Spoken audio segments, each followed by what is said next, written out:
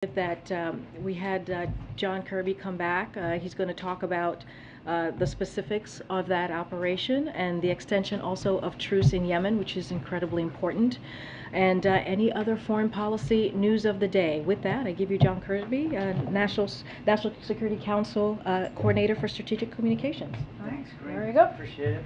That's a mouthful. It's a mouthful. Okay, as Karine noted, and you all have obviously been tracking the President's announcement yesterday that on the 30th of July, the United States undertook a precision counterterrorism operation in Kabul. They targeted and killed Al-Qaeda's leader, Ayman al-Zawahiri.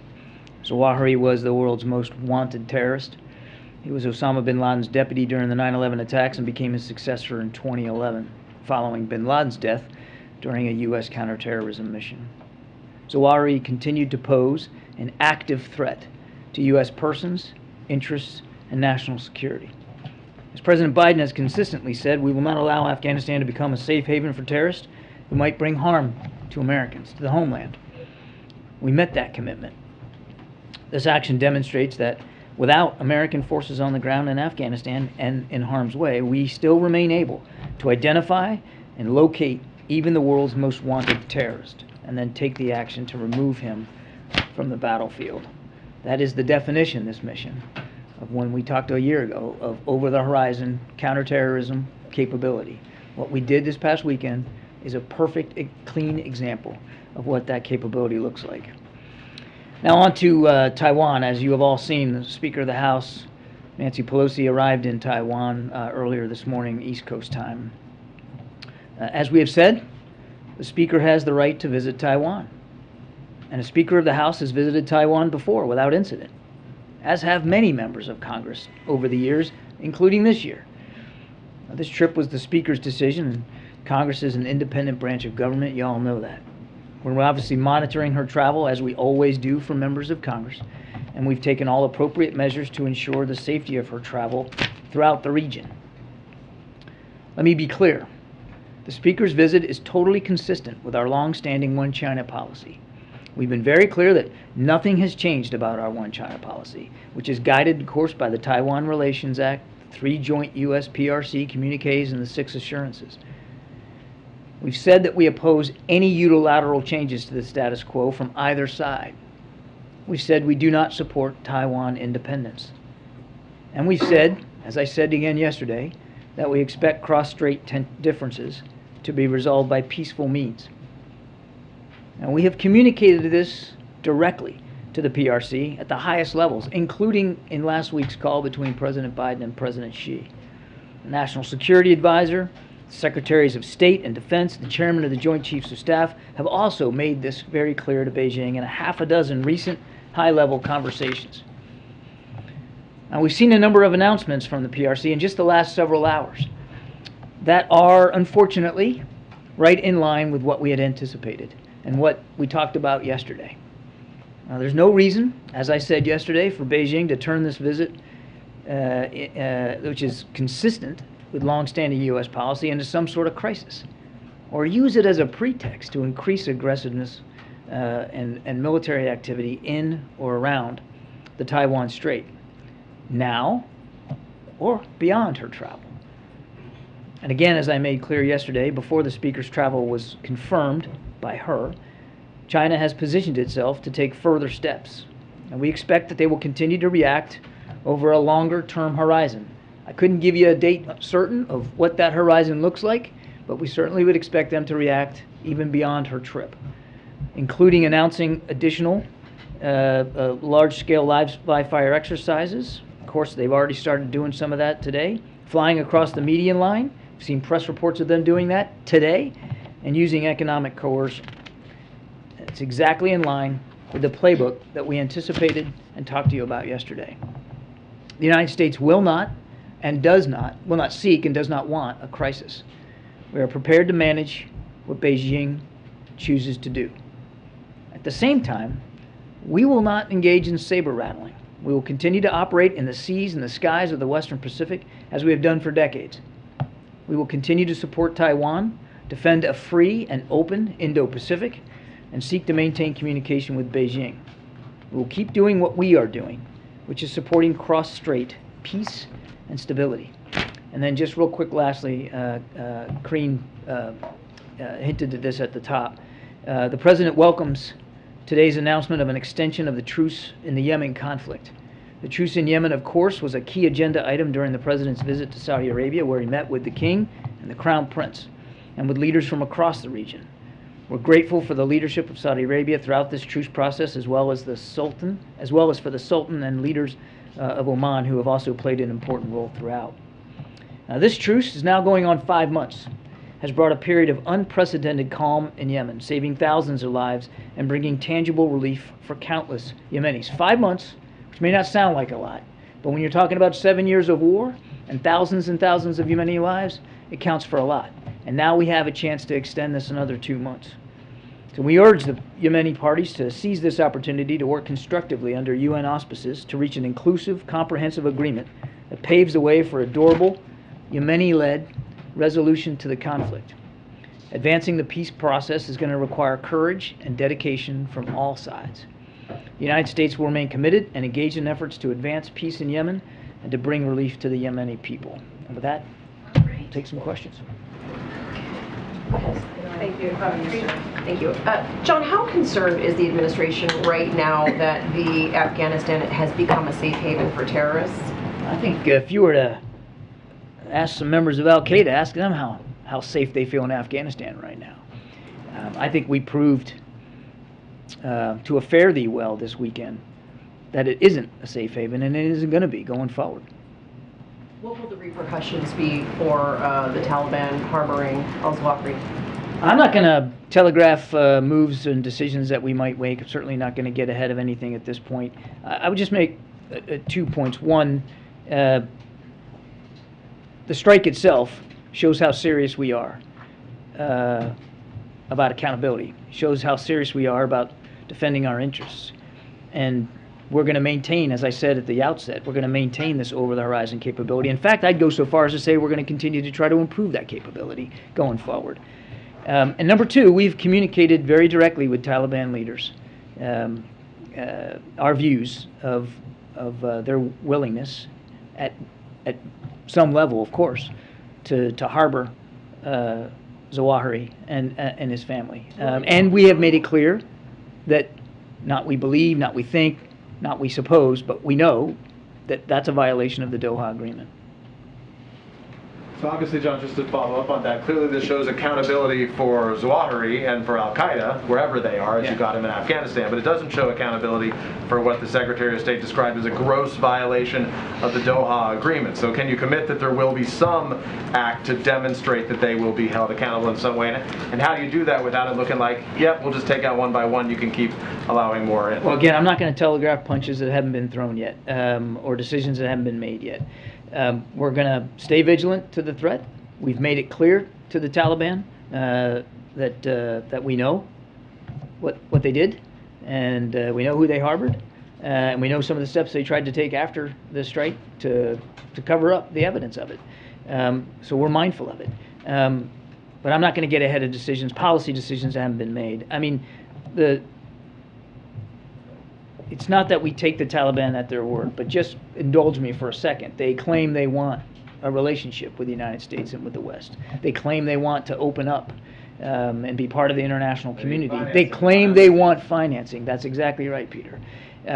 So if that's true, if that's what they really want, then it would behoove them to pay close attention to what we just did over the weekend and to meet their agreements under the Doha Agreement. Without identifying them, how many other Al-Qaeda individuals or leaders do you assess are presently living in Afghanistan? I'm not going to get into intelligence matters, Peter. We said even before we left Afghanistan last August that we knew Al-Qaeda was present in Afghanistan in relatively small numbers, and we know that there are still some Al-Qaeda fighters in Afghanistan. I would, again, without getting into classified information here, I would say the number's not very large, and that's core Al-Qaeda. There are also offshoots like ISIS-K, which we know are very active in Afghanistan and right now. The other thing that I want to say, and I know rightly we're focused on Afghanistan, but again I want to take you back in time a little bit to about a year ago when we talked about this threat.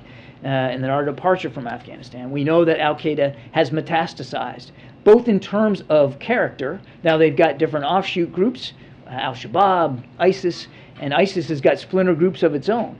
But they've also metastasized geographically. They're not focused as much in a presence in Afghanistan. They're in North Africa. They're in the Sahel. They're throughout the Middle East. They're in Yemen. So, I mean, there are other counterterrorism threats in other parts of the world. We're going to stay focused on them all. I get that we're focused on Afghanistan right now, but we're not taking our eye off the rest of the world either. John, something you just said is not consistent with what we were told last year. You're saying that you've always known there was a small number of Al-Qaeda in Afghanistan. President Biden said, what interest do we have in Afghanistan at this point with Al-Qaeda gone? Yeah, I mean, in a major way, Al-Qaeda was not playing. No, wait, let me finish. They weren't playing a major role in operations or resourcing or planning in Afghanistan. But Peter, I know specifically because I was at a different podium a year ago, and we talked about the fact that Al-Qaeda had a presence in Afghanistan, but small and not incredibly powerful or potent. And I think, again, without getting into numbers, we would still assess that to be the case. So we know that the Taliban was harboring the world's most wanted terrorist.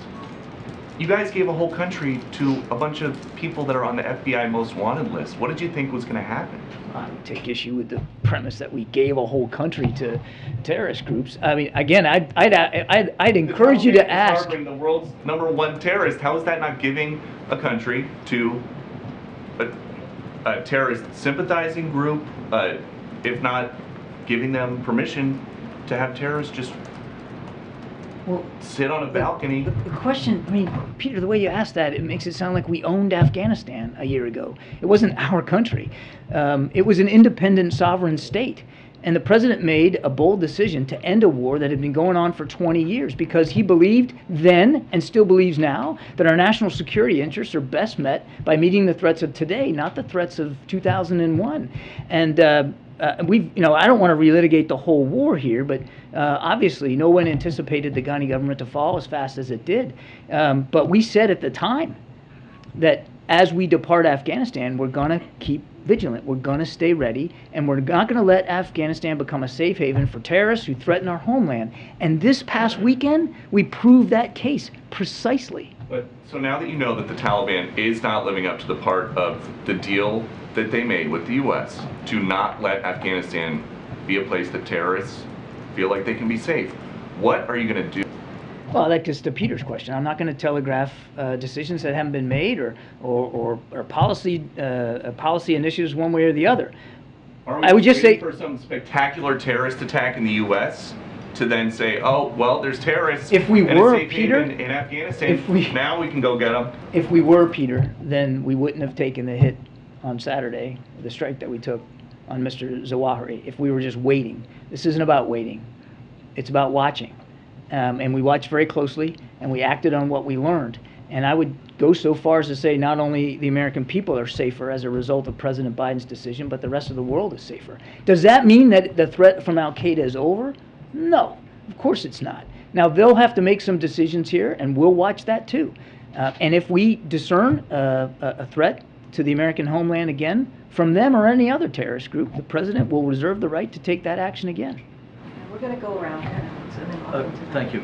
John, now that House Speaker is actually in Taiwan, can you give us a sense of President Biden's thoughts on the matter? Does he support that? And then secondly, what kind of lines of communication, if any, are ongoing today between the two governments? Well, I mean, you have the Speaker of the House that's in Taipei right now. Of course, she's going to be meeting with government leaders. We have stayed in touch with our Taiwan counterparts, of course, and we've stayed in touch with Speaker Pelosi's staff as she has progressed through this trip. Just to clarify, I meant with Beijing. I don't have any specific conversations with PRC leaders to speak to today, but we, as you know, we have an ambassador there, we have an embassy. I mean, we are in routine communication with leaders in Beijing, but I refer you to the State Department for anything that they might or might not have communicated. And then about President Biden, does he? Look, I said this yesterday. The president, as a former senator, fully respects the right and the prerogative, frankly, the responsibility of members of Congress to include the Speaker of the House to travel overseas. But that's a different question, or that's a different response than does he support her going? He respects the Speaker's decision to travel to Taiwan. Yeah, Courtney in the back. Thanks. I wanted to ask about Ukraine, specifically the refugee situation. The president had committed to accepting 100,000 refugees from Ukraine, and I know that whole idea is that they would stay here temporarily for 2 years. Is the expectation that, or is that still the U.S. view that they should be here for 2 years, or would the president consider extending that, given that the war is ongoing and you don't know when people may or may not be able to return home? I don't have any policy changes to speak to today, so I mean, I can happily take that question or refer you to the State Department, but I don't know of any changes to the essential decision by the president to provide a place for Ukrainian refugees to come, even if it is just temporarily. I mean, what we've seen over the course of now almost 6 months of war is that a lot of Ukrainians who left in the early weeks are going back for various reasons. And in the early weeks of the war, we were seeing families cross the border, and then either the mom or the dad or both would drop the kids off with somebody and go right back in. So there's a strong desire by Ukrainians to be in their homeland, to be in their country, and we respect that. Would you have to ask Congress for the ability for them to stay longer? I won't get ahead of policy decisions that haven't been made yet. I mean, our commitment to supporting Ukraine has not changed. There's been no change to the president's commitment in this regard in terms of welcoming refugees, but I just don't have any changes for you today. Thank you. Mr. Kirby, he killed more than 200 people in Tanzania and in Kenya in 1998. And right now, even though the U.S. compensated U.S. citizens who were victims of those bombings, the people in Kenya and Tanzania, they've received nothing. What message do you have for them now that you've killed? Yeah, I'd say the same thing I told Mr. Ducey here, that this is not just a good day for the United States of America, it's a good day for the world. Yeah, but I'm saying that the families of the victims of those bombings were not compensated by the U.S. What message do you have? I don't have any compensation policies here to speak to. Again, Mr. Zawahiri's death is good for everybody around the world. He was a killer, and it's a good thing that he's no longer walking the face of the earth. It also means that we're going to have to stay vigilant to this threat going forward. So you say that the lives of Kenyan and Tanzanian don't really matter? Wow, I got to take issue with that. I did not say that, and I don't even know where you came from on that one. Of course, all lives matter. I didn't say that. I didn't say that, sir. And I really, really take exception to the tone and the implication in that question. Of course, their lives matter. Every life matters, particularly a life taken so violently as by the hands of a terrorist. If those lives didn't matter, sir, we wouldn't have taken the action that we took this weekend. And if those lives didn't matter, sir, we wouldn't be staying vigilant to the threat going forward, which we will do. John, on Taiwan? Two Nancy. Oh my gosh. All the Nancy's. Nancy squared. Second row, Nancy. John, was anything you saw today from China's response a surprise? I know that there were the drills and missile tests that Beijing announced that they would conduct. Was that what they've been warning about in private to the White House? I'm not going to talk about private discussions. What I would tell you is that what we've seen thus far, and she just arrived, is consistent with the playbook that we expected them to run, and we'll just keep watching it. It's one of the reasons why I came out here yesterday to sort of lay some of that out for you. So what we've seen so far, been pretty consistent. And is the president planning to speak with Speaker Pelosi after she leaves Taiwan, or when she gets back here to get a readout or a sense of that trip? I don't have any conversations that I could announce or speak to. Obviously, if he does have a conversation like that, I'm sure Karine would let you know. When it comes to Taiwan, it appears the retaliation has already begun. China banned exports from 100 Taiwanese brands. Are you concerned that Taiwan is going to end up paying too steep a price for this U.S. visit? There's no reason for that to happen, Nancy. as we said today and yesterday, no reason for China to take what is a perfectly legitimate and consistent travel by the Speaker of the House and turn it into some pretext for amping up the tensions or creating some sort of crisis or conflict. There's just simply no reason for that. And because she's not acting, we're not acting in any way inconsistent with the way we've been acting now for decades, since the Taiwan Relations Act was passed into law back in the late 70s. I can't speak for Chinese actions or Chinese decisions one way or another. We're going to continue to watch this and monitor this. I would just say that we don't support Taiwan independence. We've said that before. We do support Taiwan's self-defense in keeping with the Taiwan Relations Act. We're going to keep doing that, and we're going to keep working on revitalizing our alliances and partnerships in the region for a free and open Indo-Pacific. And what is this going to do to the U.S. China relationship, which is already so fraught? I think the fact that the president talked to President Xi last week for 2 hours is an indication of how much the president understands and respects the consequential nature of this bilateral relationship. As I've said before, one of the most consequential, not just in the region, but in the world. And the president wants to keep those lines of communication open. It is particularly important to do that when there's times of tension like right now, to make sure those lines of communication remain open.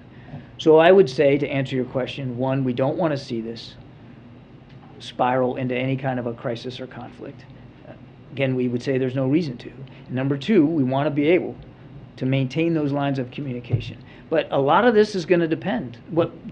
Answering your question is going to depend a lot on how China behaves over coming days and weeks.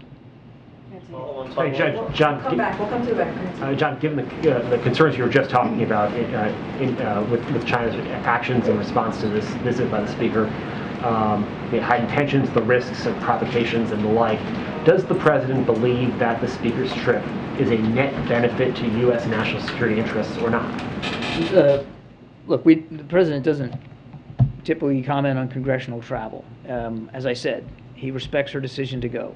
And he believes it's perfectly consistent with American policy going back decades and supported by both parties. But does he believe it hurts U.S. foreign policy interests in the region? The President has already seen that Speaker Pelosi has already accomplished some important conversations on this trip with respect to foreign policy, with her stop in Singapore and Kuala Lumpur. And then, she's already announced she's moving on to Japan and South Korea, two of our treaty allies in the Pacific. So he welcomes her conversations. He welcomes her contributions to American foreign policy and our foreign policy objectives overseas. But, the trip's not even over yet. So I think we ought to give the Speaker a chance to talk about what she did, what she learned, and what she took away from this trip when she gets back. And then just back to the Zawahiri strike. You mentioned that you weren't going to telegraph the punches before they were thrown, but has the President decided that the Taliban should pay a price, or has he not decided that they should pay a price for harboring Al-Qaeda? I'm not going to get ahead of the President on this. I think the Taliban already has paid a price, just in terms of the now very public acknowledgement that they were harboring Zawahiri and his family. And that the United States did exactly what the President promised we would do. Now, beyond that, I'm just not going to get ahead of the President or any decisions he might or might not make. The Taliban have a choice now. Well, they always did, but they certainly have a new choice. And that is, they can comply with their agreement under the Doha agreement, comply with their commitments under the Doha agreement, or they can choose to keep going down a different path. And if they go down a different path, it's going to lead to consequences, not just from the United States, but from the international community.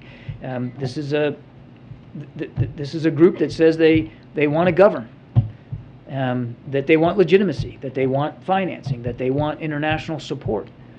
And if that's true, then one would hope that they would behave in a manner consistent with those goals. Harboring Mr. Zawahiri and his family and being willing to allow them to live in downtown Kabul, and then to try to cover up the fact that they were, seems inconsistent with those goals. Jeremy, then we're going back to you. I have a question on Taiwan, but first on Zawahiri. Was Siraj Haqqani aware that Zawahiri was in Kabul? There were senior members of the Haqqani network that were aware. I'm not going to go any further than that. Okay, so you won't say if Siraj Haqqani himself was aware? I'm not going to go any further. You've held up this strike as a vindication of the U.S.'s over-the-horizon capabilities, but what makes you confident that you can maintain that capability and that this wasn't simply a one-off? I mean, to my knowledge, this is the first and only counterterrorism strike the U.S. has conducted since the withdrawal from Afghanistan. It's the first and only over-the-horizon counterterrorism strike we conducted in Afghanistan. That's what I'm sorry. Since but you remember we also killed Haji Abdullah in Syria using an over-the-horizon capability. So what gives me confidence is coming from a place of understanding myself from previous assignments, what our capabilities are in the region. And they're robust. We said that at the time. We've heard Secretary Austin say there's not a scrap of the earth that the United States can't touch if we need to. And that's true. And since last year, Jeremy, we have worked hard to try to improve those capabilities. Now, I'm not going to get into the details of how we're doing that right now, but we have. We've worked hard to make them more robust. And the process of improvement doesn't have a shelf life. There's no deadline on that. You constantly try to improve military capabilities, and particularly one in this realm.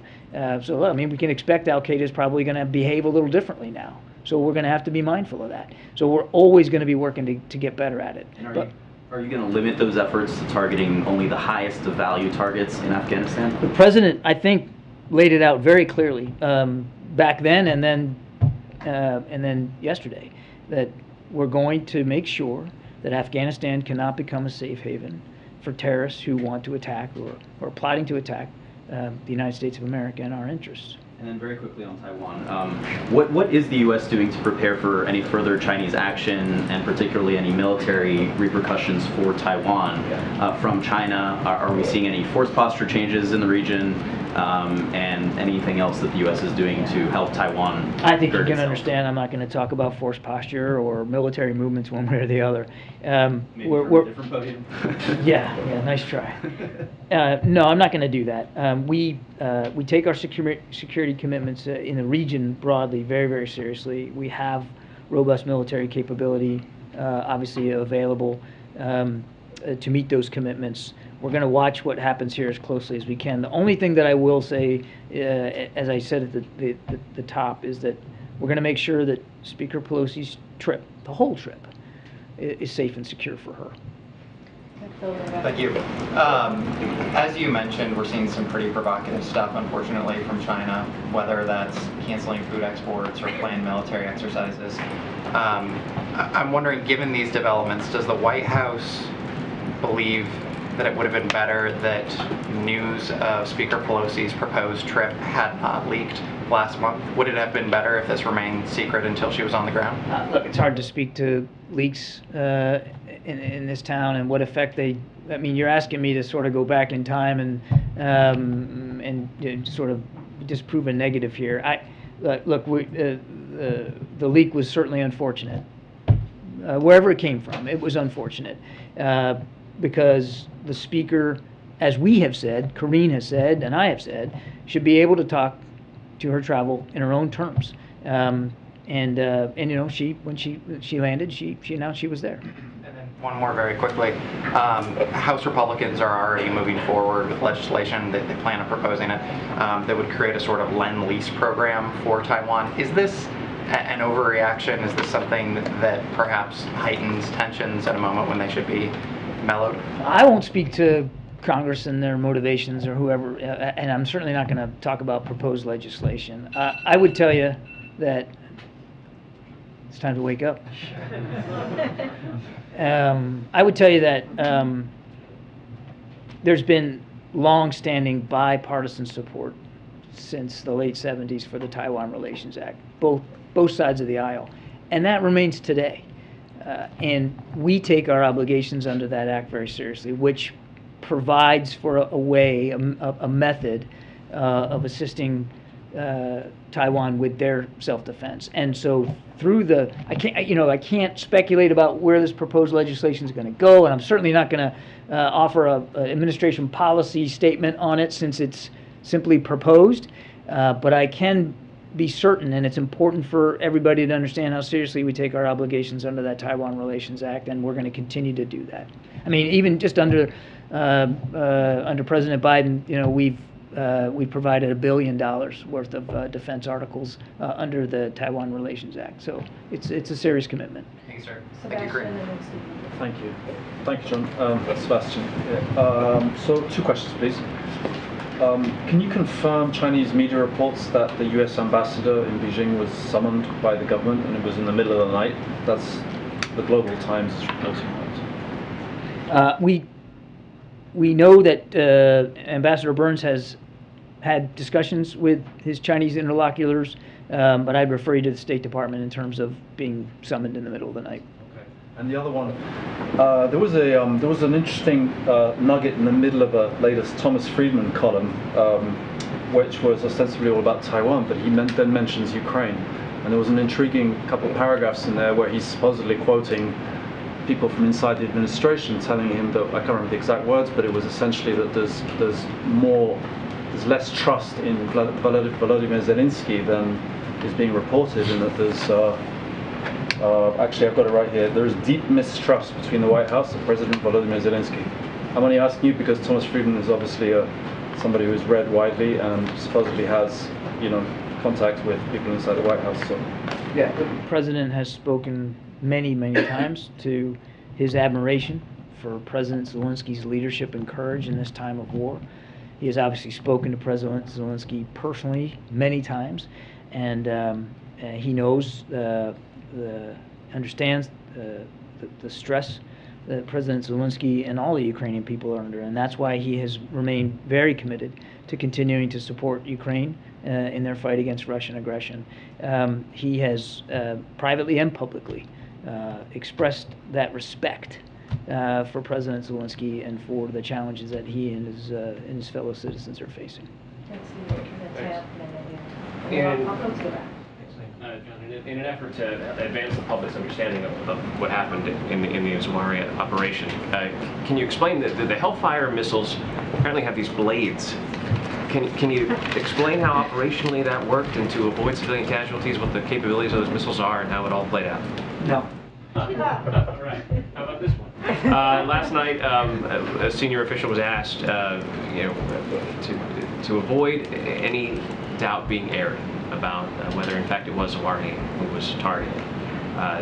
There's multiple intelligence sources, multiple methods. Is there anything you can tell us to avoid any doubt being aired about the fact that it was, in fact, Zawahiri who was killed?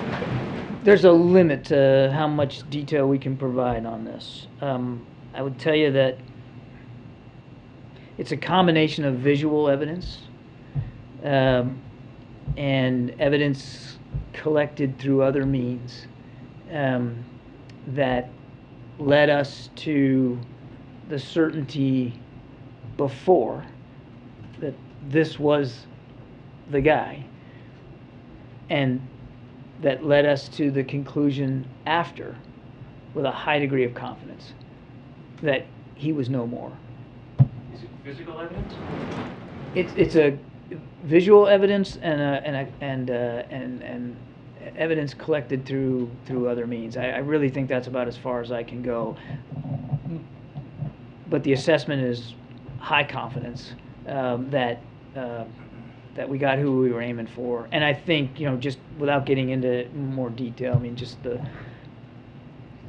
various things that the people on the ground did afterward also helped us come to that conclusion. Yeah. Last year, the Biden administration was undertaking a review of its drone policy. I can't find any evidence that that review was completed or released to the public, and I'm wondering what the status of that is, but also what this operation tells us about President Biden's approach to the use of drones in foreign policy? I don't have an update on the policy review. We can take that and see if we can get back to you on something. I don't have an update for you on that today. But I think in every thing that you've seen President Biden do as commander-in-chief, and now I can speak with some authority on that, having served in another building, there is a respect for the use of force, and an appreciation for both the power that's resident in the use of force as well as the limits of some of that power around the world that the president fully respects. And he has a deep appreciation for, if the military tool is going to be used, that it's used to pursue very discrete national security interest, and that the tools used are appropriate to the task. And unmanned aerial vehicles are a tool, very powerful tool. You can't use them for everything. You shouldn't use them for everything. But in a case like this, well, I think the results speak for themselves. Thank you. If you could talk a little bit about why the president, in the case of Zawahiri, ordered a CIA drone strike and not a military strike, and specifically if Pakistan was notified ahead of time in this case. There were no notifications in advance. Given the collection of information that we had over the previous 6-7 months, the location of the target, the geography, and the president's strong desire to avoid civilian casualties, it was his decision that the best way to execute this strike was to do it with unmanned aerial vehicles. You might remember months ago when we launched another over-the-horizon counterterrorism strike in Syria against Haji Abdullah, that there was a blend. There was a use of actual American forces as well as unmanned aerial vehicles in support. So every case is different. Every mission is different. And back to the previous question, as Commander-in-Chief, the President takes a very discerning view about the use of military or any kind of what we call kinetic power and how that's applied. I'm not going to, again, speak to the units here or what personnel were involved in this, but this was done only with UAVs, and again, it was a result of a very careful, thoughtful, deliberate, I would say almost painstaking decision-making process led by the President and his national security team to make sure that the target was valid and that the tools to go after that target were the best ones. And again, I say the results speak for themselves. Zawahiri's gone, and nobody in his family got hurt. Then you're saying this had nothing to do with sort of having any kind of plausible deniability if the mission were to not succeed? I mean, was that even part of the calculation here? No. And a quick question on the Speaker's trip to Taiwan. I mean, I know you're saying everything China has done was largely sort of anticipated, but from all the reactions you have seen so far, are there any that have caused, are cause of concern for this administration? Look, I think just broadly speaking, it's concerning to see them react in the way they've reacted. There's no need for that. There's no justification to turn this into a crisis. So it's unfortunate that they have already chosen to act in ways we kind of predicted that they would. We would again remind leaders in Beijing that there's nothing unprecedented about this trip. I heard a Chinese spokesman earlier today was saying that it violates their sovereignty. There's no violation of sovereignty. The Speaker going is perfectly consistent with other members of Congress going, as I said, including this year. So there's just no reason to amp this up. And we're not going to participate in that. As I said at the outset, we're not going to do saber rattling.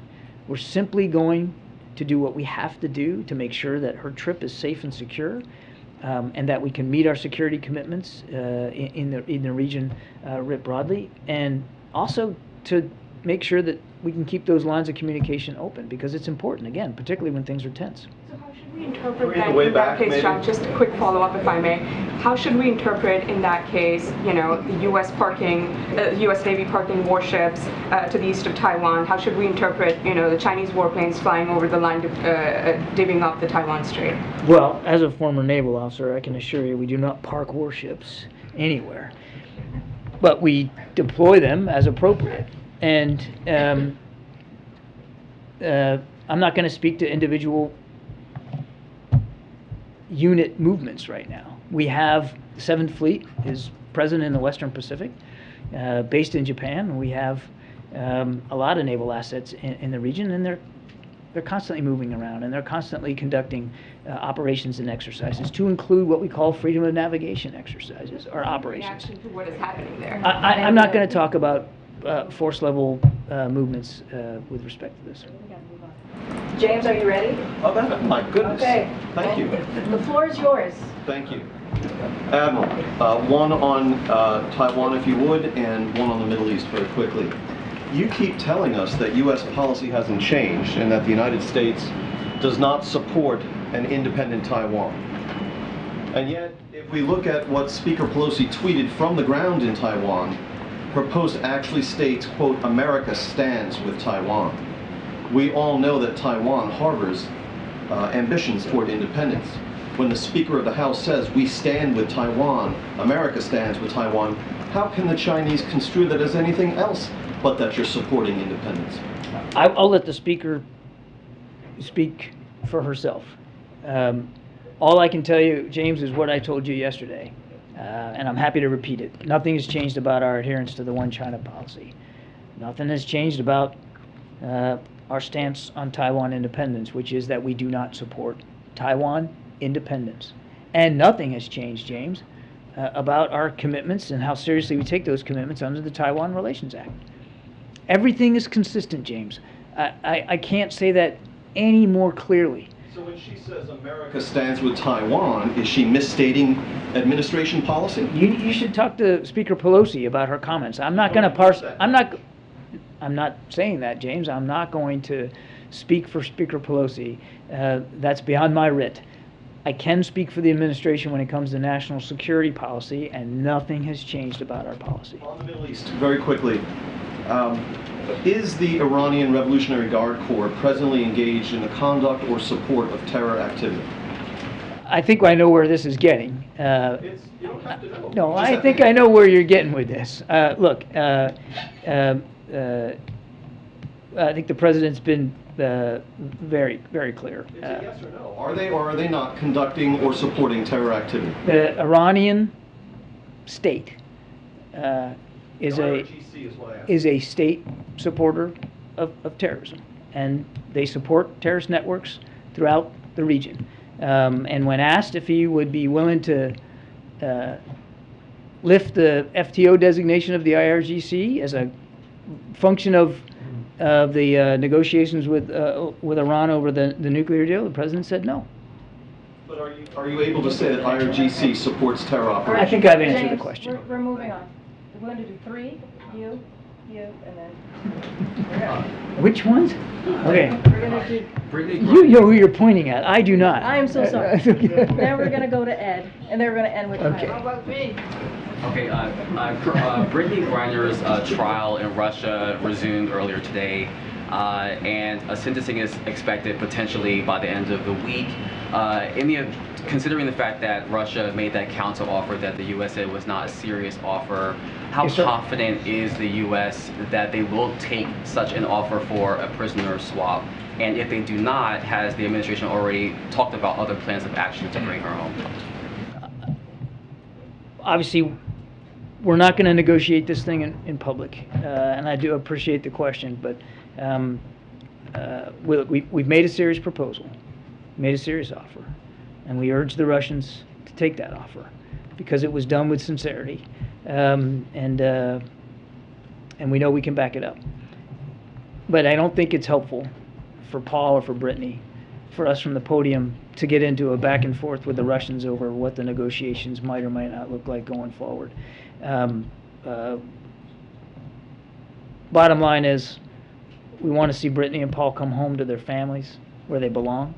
And the president takes that responsibility seriously, and so seriously, in fact, that an offer has been made, a proposal has been put forth to affect that outcome, and we urge the Russians to take it. And one follow-up, I spoke to Reverend William Barber of the Poor People's Campaign, and he said something that Reverend Al Sharpton has said, that a group of diverse religious leaders would like to take a delegation trip to Russia if such negotiations do not work, to bring Brittney home, to make some type of moral, compassionate, humanitarian,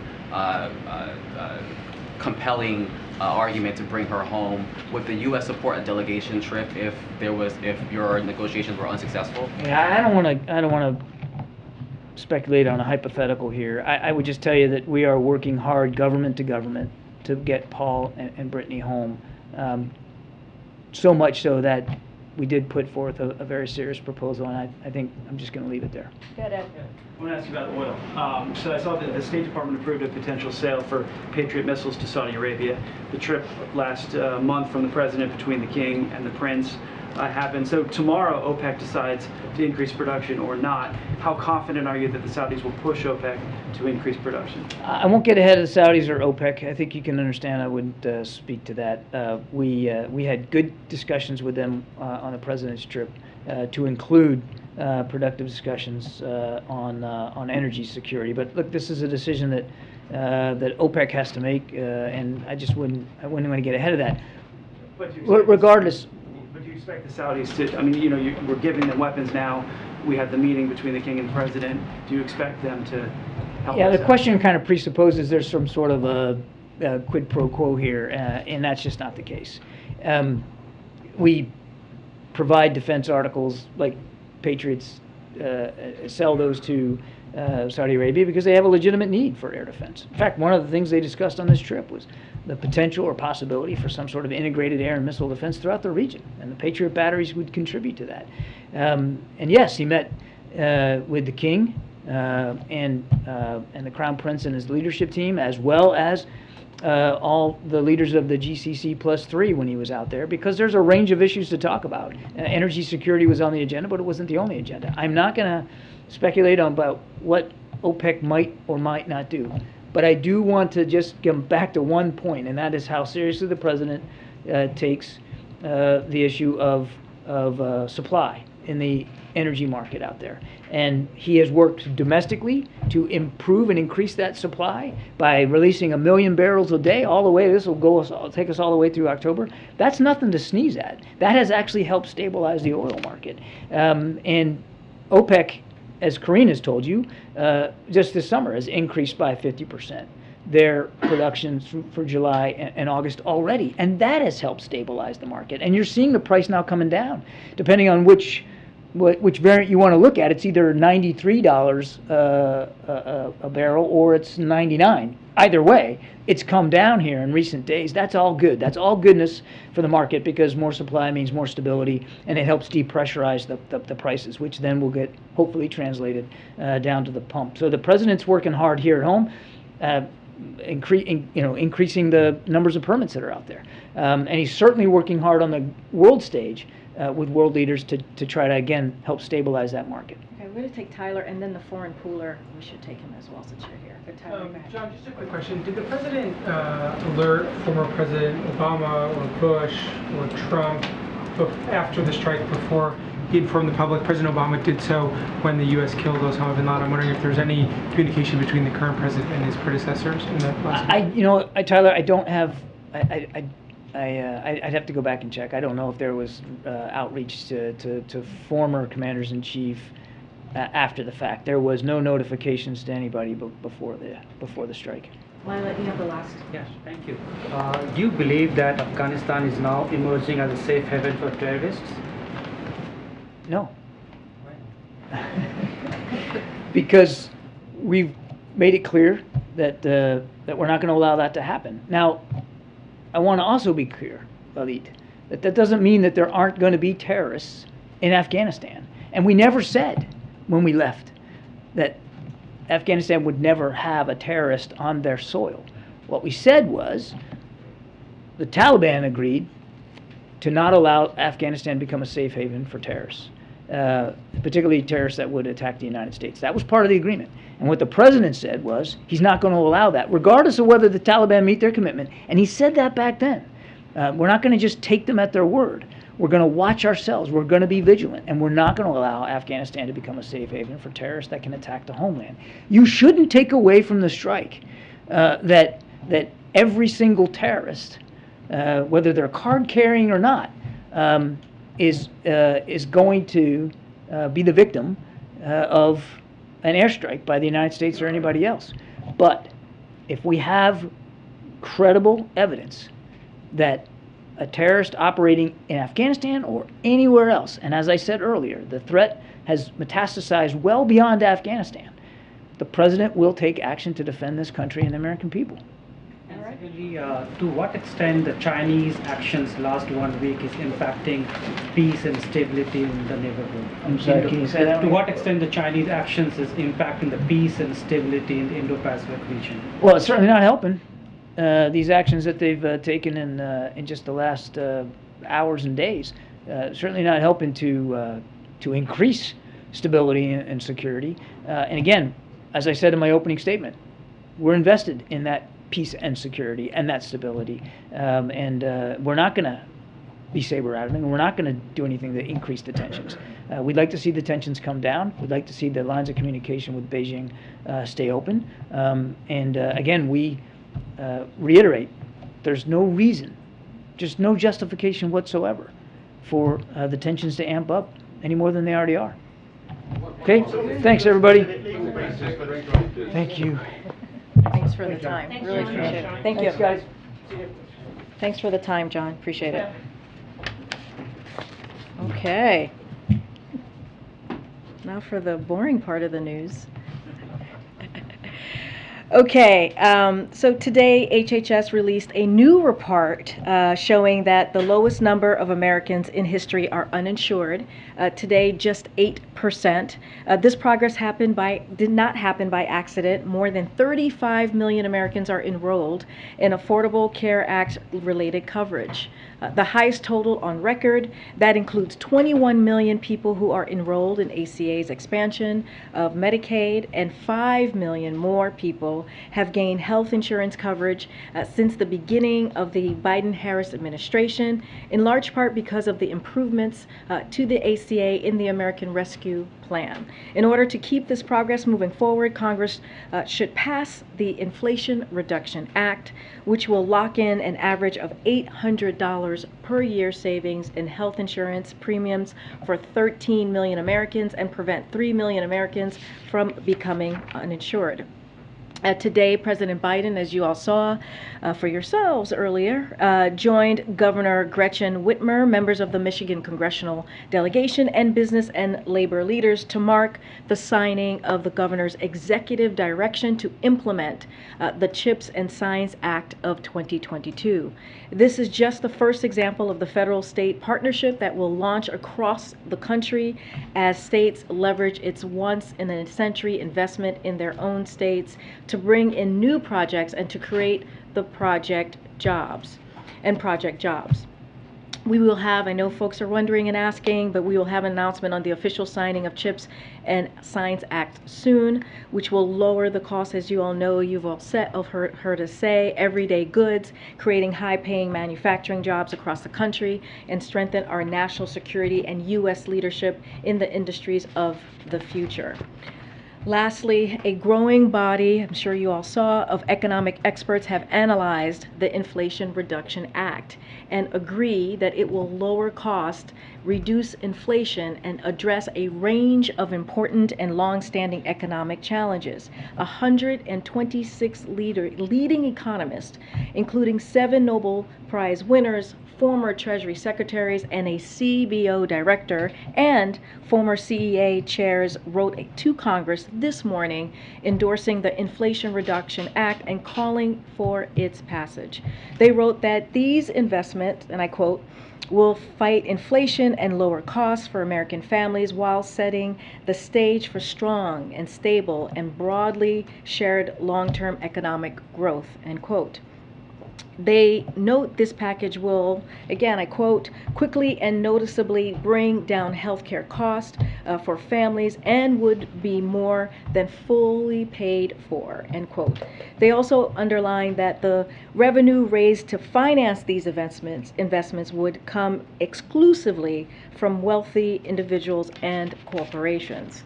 These are major priorities for the American people, including tax fairness, closing the tax loophole, as you heard us say, and where the president and congressional Democrats have a verified plan to fight inflation, congressional Republicans, on the other hand, are standing against these investments because they are more about protecting tax welfare for those who game the system than they do about curbing inflation. They are screaming bloody murder because this bill repeals sweetheart deals that let hedge fund managers pay for less income tax than the average American, or stop multi-billion-dollar corporations from exploiting loopholes to pay literally nothing, or stops shielding wealthy tax cheats taking advantage of everyone in this room. As you all know, this year, congressional Republican like Rick Scott proposing raising taxes on about 100 million middle-class Americans. 100 million middle-class Americans.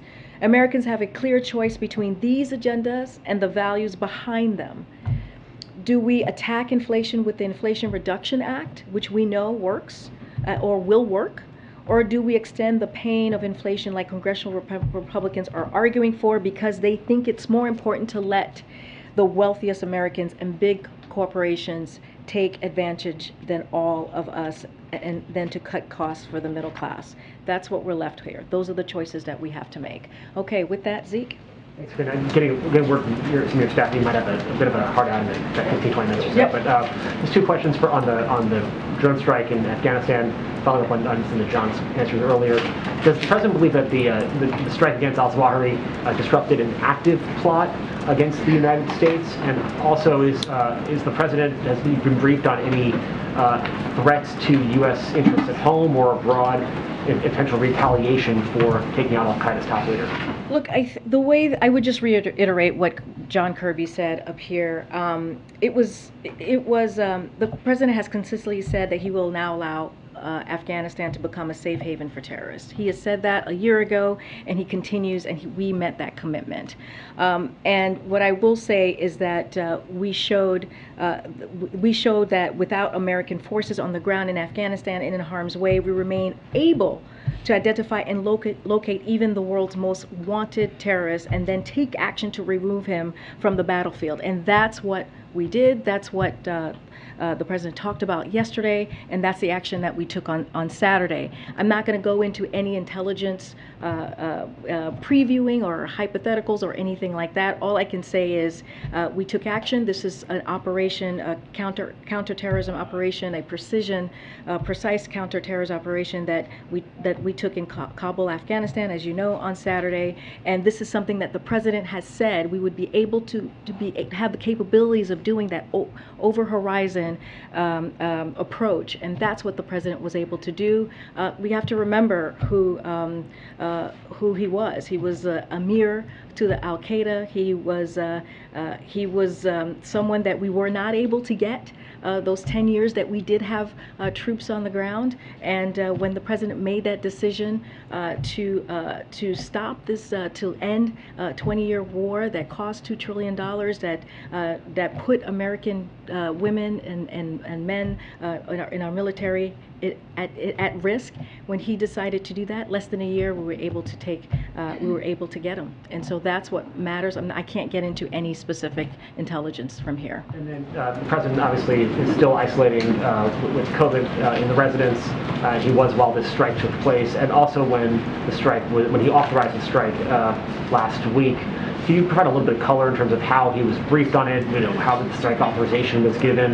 Is this all taking place over Zoom or secure video conference? Could it be in the Situation Room? So as you know, the president could be president anywhere, and as you know, he also, as you just mentioned, he's isolating in the White House residence, as he has been since he tested most recently from a rebound positive on Saturday, and so he's able to do these types of conversation with his national security team, clearly through secured lines, and that's what he was able to do.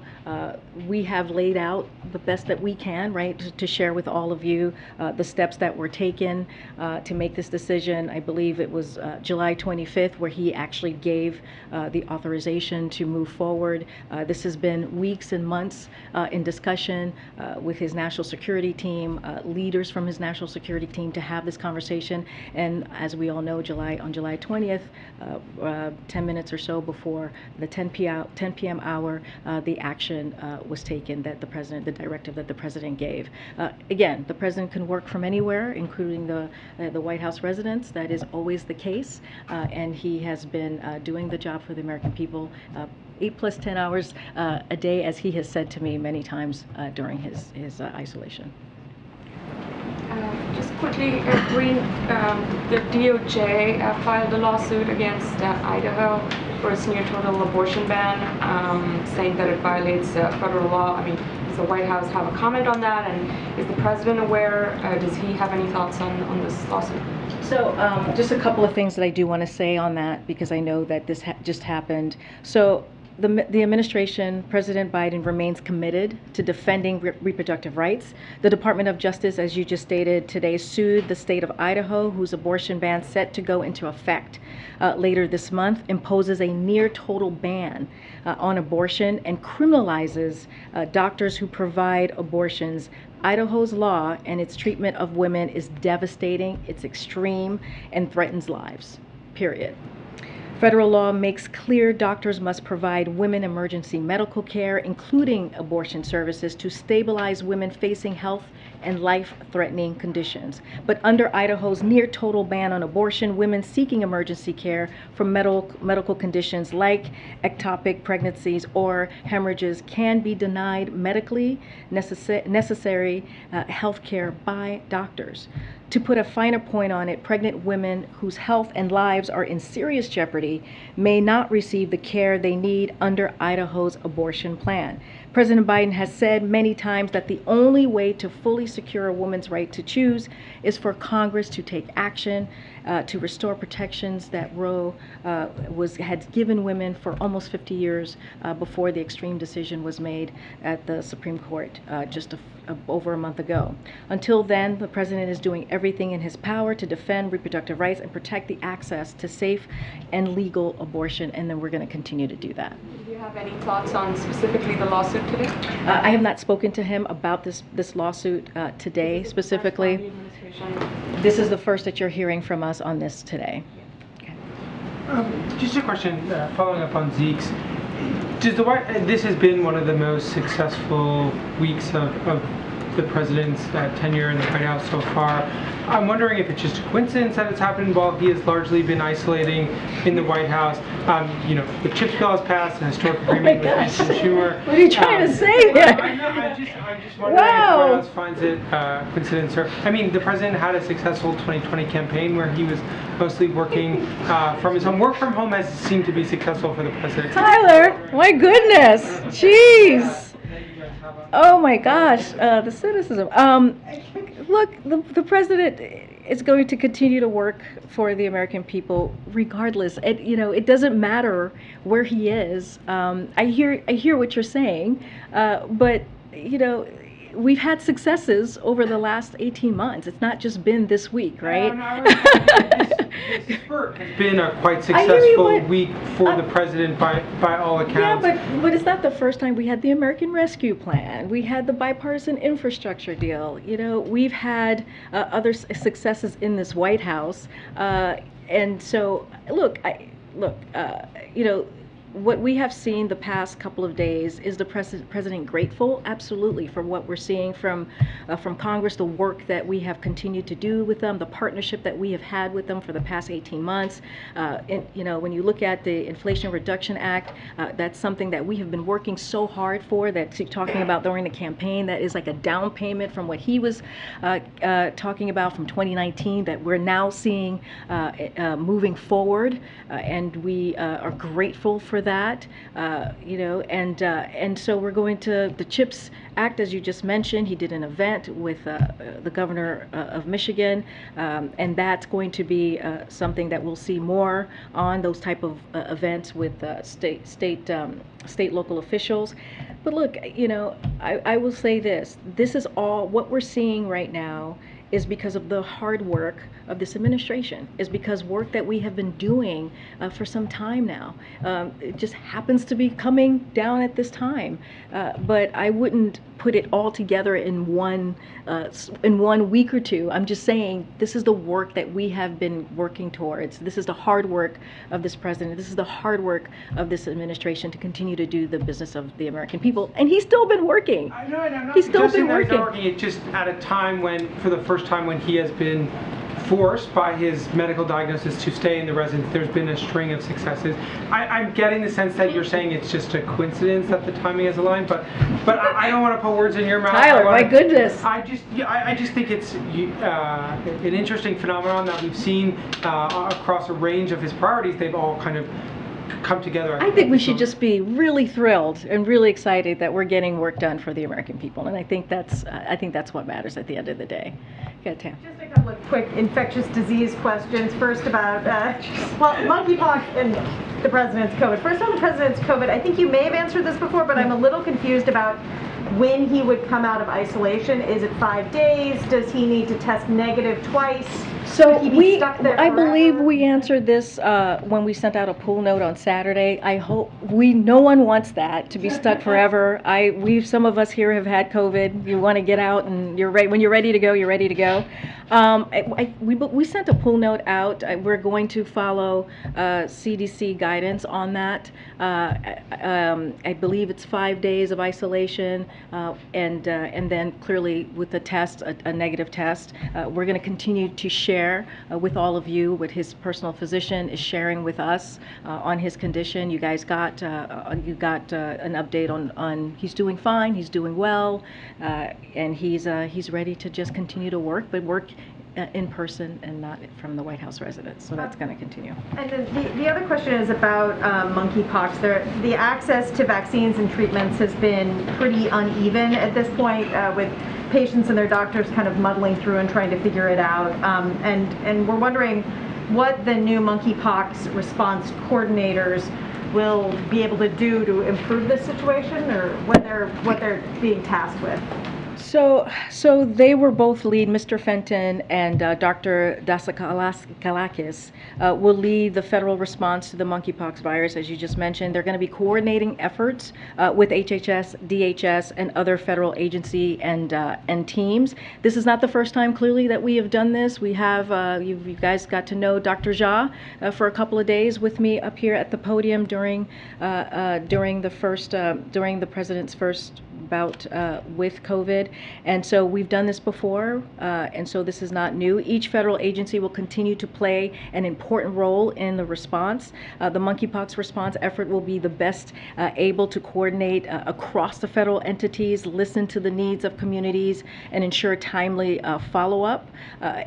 Secretary Becerra, Dr. Walensky are playing their critical roles in the monkeypox response to date, ensuring that federal government can be responsive to testing, treatment, and vaccine needs of communities and nationwide. One of the things that I did want to lay out about their specific expertise, operational expertise, that's really important as we think about the coordinator and the deputy coordinator, is that they have over 4 decades of experience in emergency response and manageable national and global public health issues such as COVID-19 emergency response, HIV prevention, and other disease control and urgent national crises. And as we talk about equity and being and expanding equitability, this is something that they have experience in, and they will be working through as well. And look, you know, we have about 1.1 million vaccines that are available across the country.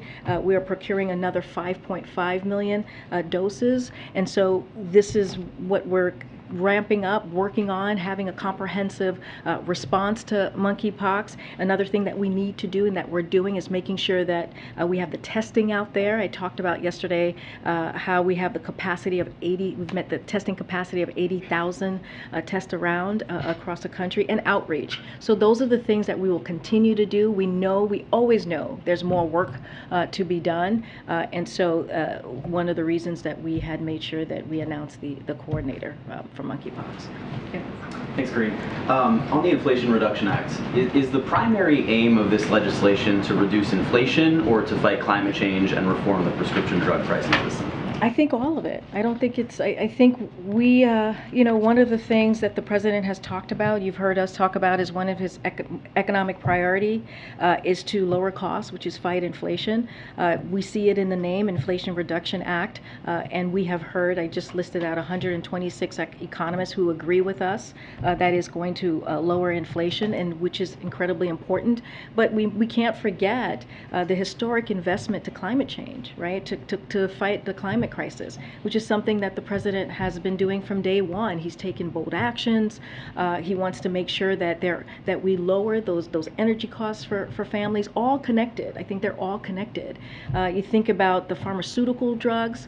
This is also historic, as many you know, Democrats, including this president, has been fighting for a very long time to make sure that Medicare can indeed be able to negotiate and lower costs for our seniors. So I wouldn't pull anything out. I think this is together is going to lower cost for families, and if you think about the deficit, bringing down the deficit, adding another $300 billion to the $1.67 trillion that we saw last year, that's going to help as well fight inflation and lower costs. It is called the Inflation Reduction Act, and it seems that the most favorable interpretation from economists, including those that the White House has cited, is that this legislation will help bring down inflation in the long term, perhaps later this decade.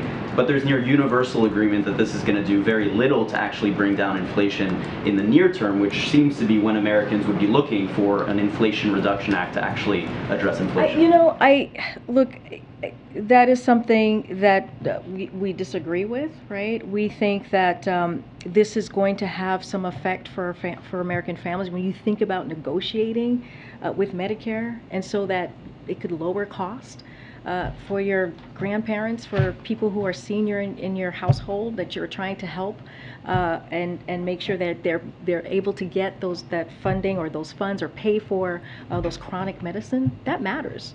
And so that is really important as well. There's going to be rebates for families so that they're able, as it relates to energy cost, it's going to matter as well. Those are huge. Those are incredibly big for families just across the board, especially in the middle class. And you know, you think about Congressional Republicans and their plan, it's the complete opposite. They are not interested in lowering costs. If they were, this is it. This is the bill that exists in the House right now, in Congress, I should say, in the Senate at the moment, that could do that. And they don't want to jump on board to help us lower costs for families. But do you have any evidence that this is going to lower inflation in the short term? Look, I just listed out 126 top economists who said that it's going to do that. I have They didn't say in the short term, they just said general. Well, I'm just saying that it is a step forward. We do believe that if you lower cost for Americans, that matters. That is incredibly important, because when you think about inflation, right, you think about how it's increasing prices. Right? People are paying more for gas prices, and we saw the work that we have done in this administration for the past almost 7 weeks. Right? We have seen gas prices go down, saving families like $80 a month if you have a two-car household. That matters. If you think about prescription drugs going down, bringing down the cost, that matters. That is connected to what the pain, the inflation that American families are talking about. And when you talk about lowering the debt deficit, this is what this will do. That matters as well. And so, you know, we believe it is, if you look at the name of the legislation, Inflation Reduction Act, it's going to do that. We have support of economists who say it's going to do that as well. And so we are grateful for this piece of legislation, and you know, we hope it gets to the president's desk as soon as possible. On Saudi Arabia, the State Department today approved the sale of these 300 Patriot missiles.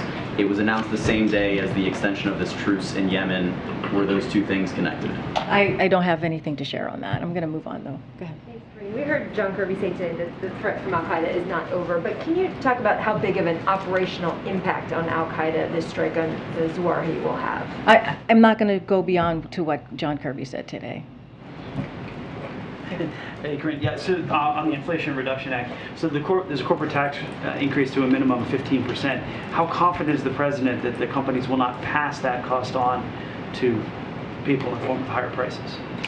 Look, the reason why we talk about we think the global minimum tax of 15 is, or the minimum tax, the corporate minimum tax of 15 is so important, is because you have 55 companies, corporate companies right now, who pay absolutely nothing, who pay $0, and by doing this, we are fixing the tax loophole. It is important to do that. It is important to have a fairer tax system, and it is important to just for people to pay their fair share. We're talking about tens of billions of dollars of profit that we are seeing these companies bring in, and not paying a cent, not paying anything for it. I cannot speak to your question that you're asking me. I cannot speak to that. What I can speak is to this legislation and why it's so important, and why we need to get it done. And there should be bipartisan support for this legislation. There should be. When you think about Medicare, when you think about energy costs, when you think about the deficit, lowering that deficit, continuing to do that, and just making sure the tax code is fair. It's like people are paying their taxes. There's nothing here that we should be against. We should be supporting this legislation and delivering for middle-class families. Okay. Thank you. Later this month, India will be celebrating 75th Independence Day. It's the world's largest democracy. It has done a lot in the last 75 years. As the president of the world's oldest democracy, does the president have a message to the people of India or the Indian Americans as well? So we congratulate the people of India on 75 years of independence. India's nonviolent freedom struggle was an inspiration to the world, and we hope that the next 75 years see India continue to prosper. This year, the United States and India also celebrate 75 years of diplomatic relations. As the world's oldest democracy and the world's largest democracy, respectively, we will continue to work together every day to deliver opportunity, security, freedom, and dignity to our peoples. We are partners in many important areas, including defense, vaccines, climate, tech, and our ever-growing people-to-people connections. The United States will continue to work with India to advance a free and open Indo-Pacific and address the challenges both our countries face around the world. All right. Okay. Anything? All right. Thank you, guys. Thank you.